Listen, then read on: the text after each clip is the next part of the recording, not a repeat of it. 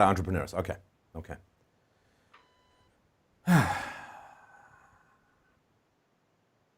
What do you have on your mind? Yeah, Just so my best life advice is this. After a bare minimum of resource acquisition, you got to have a roof over your head, you got to have a little money in the bank, you got to have, food in your belly. But your listeners are smart enough, I'm sure, that they're past those kinds of basics, right? So here's the view from just past the half century. All of the consumption that you experience will pass away. Right, so you may want to go out there and buy a really cool car, or you may want to go out there and get some fantastic outfit and so on. And I don't hate consumption. I think it's fine. It's a part of life. But be careful that you don't let your desire for acquisition and consumption overshadow the relationships that you can form in this life, because that's what's going to sustain you. The vanity of youth, which is a wonderful thing, that you can take on the world, that you can do anything. You don't ever lose that. That's a wonderful aspect of things. But you also have to remember that there's a big-ass second half of your life that you need to plan for. And all of the, I got the hot girl, I got the promotion, I went on this cool vacation and I selfied myself with a koala bear on my shoulder, and, I got a cool car and I've got the, the hippest pad in town and so on.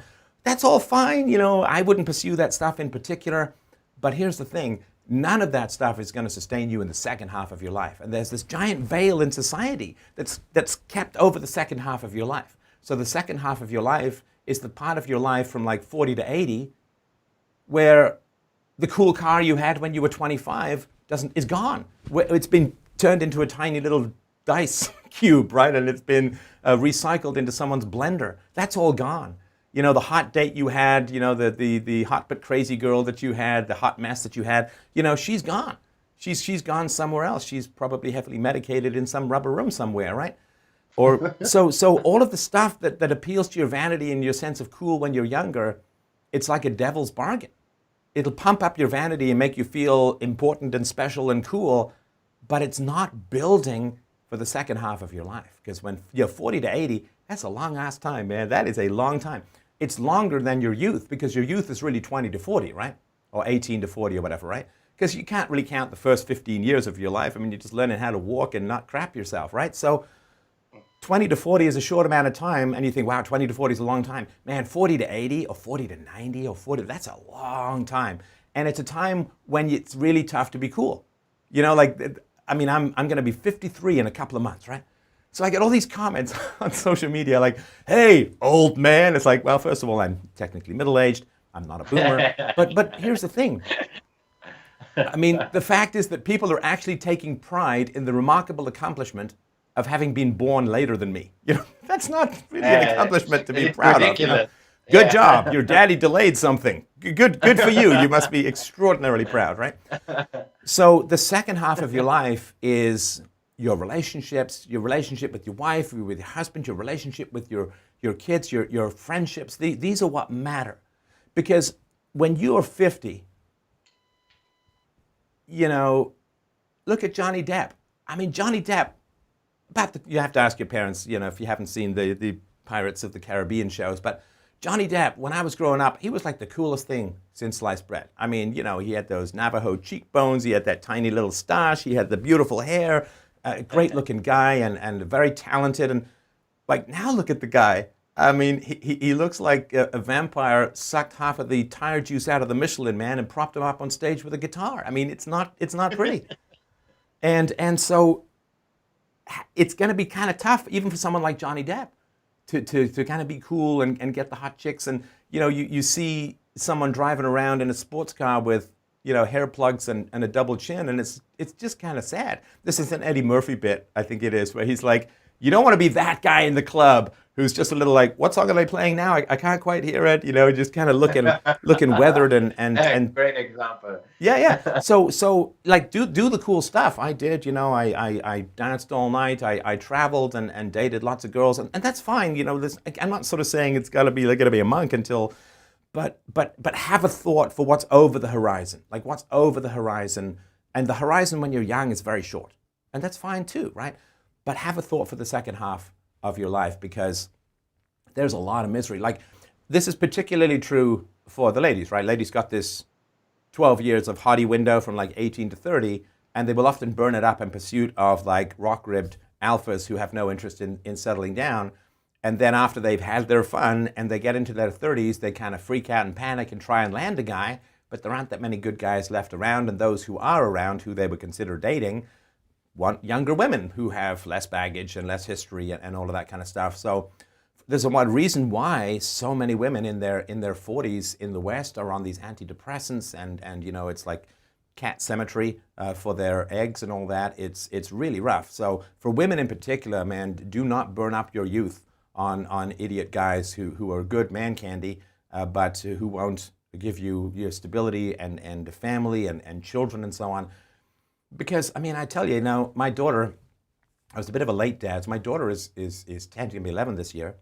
I mean, she is the youth and future of my life, right? So she's going to grow up, she's going to have her own kids, and there's just going to be people all around. You know, when you're young, there are people all around just because you're hip and cool and doing stuff and out there and so on. But, you know, when you're 55, who's going to be your tribe? You know, your parents will probably be old, or maybe they'll be dead.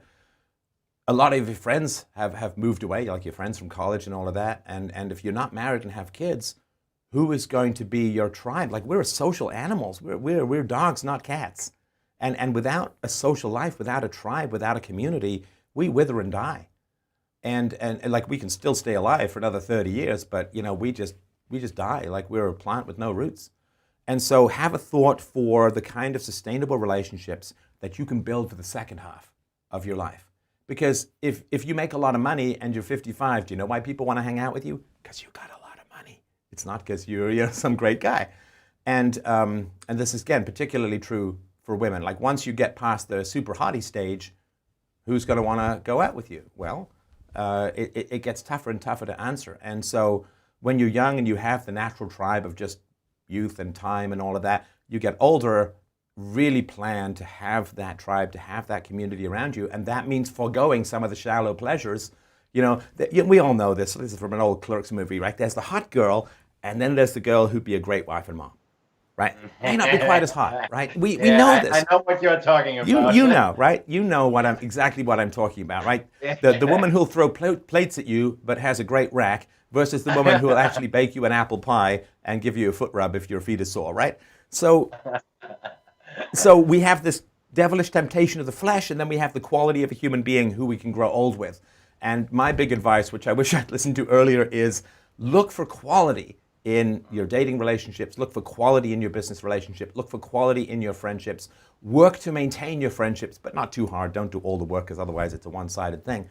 But really work to build the foundation of the social life and the community and the tribe that you can enjoy.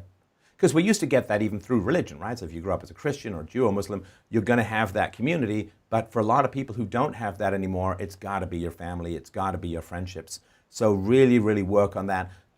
Stand back from the woman, you know, like you chase after her because she's so hot, she turns into a mirage, you fall off a cliff. You know, like settle down with someone who's high quality.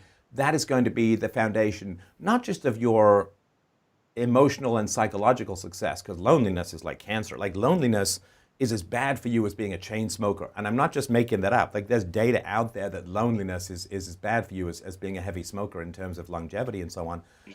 So just as you wouldn't smoke, or just as you wouldn't, you know, drink a fifth of bourbon every morning, you gotta really work on your relationships. If you have a great relationship with your wife, if you have a great relationship with your kids, you have like this incredible stable foundation, just in terms of back to entrepreneurship and the competitive edge.